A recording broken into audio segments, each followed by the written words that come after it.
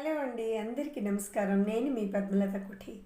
ముందుంది పరీక్షల కాలం కాబట్టి విద్యార్థులందరూ కూడా 10th క్లాస్ చదివిన వాళ్ళు కానీ, ఇంటర్ చదివిన వాళ్ళు కానీ, డిగ్రీ చదివిన వాళ్ళు కానీ, పీజీ చదివే వాళ్ళు కానీ, లేదా అంతకు పై చదువులు లేదా ఏదైనా పరీక్షలకి ఈవెన్ ప్రిపేర్ అవ్వాలన్నా కూడా కొన్ని స్ట్రాటజీస్ పాటించాలి.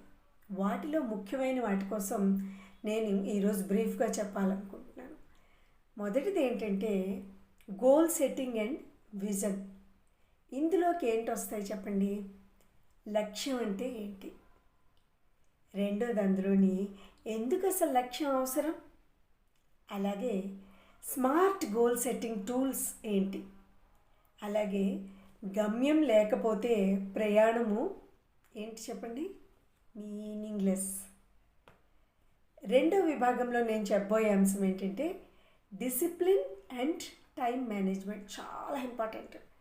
చదువులో ఫోకస్ ఎలా పెంచాలి, మొబైల్ డిస్ట్రాక్షన్స్ని ఎలా తగ్గించుకోవాలి, స్టడీ ప్లాన్ని ఎలా తయారు చేసుకోవాలి.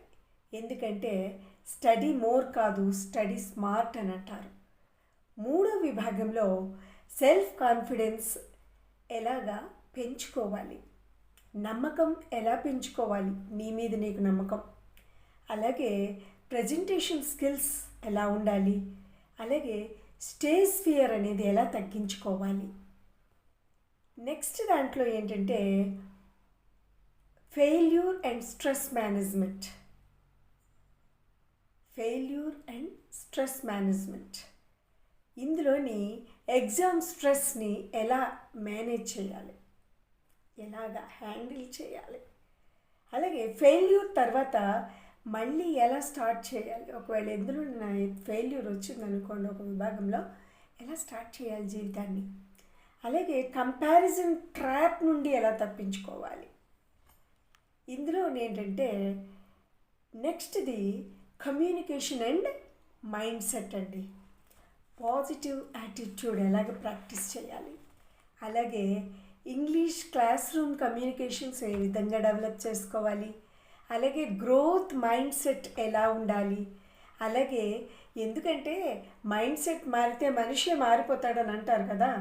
సో ఇవన్నీ నేను డీటెయిల్డ్గా చెప్పదలుచుకున్నాను.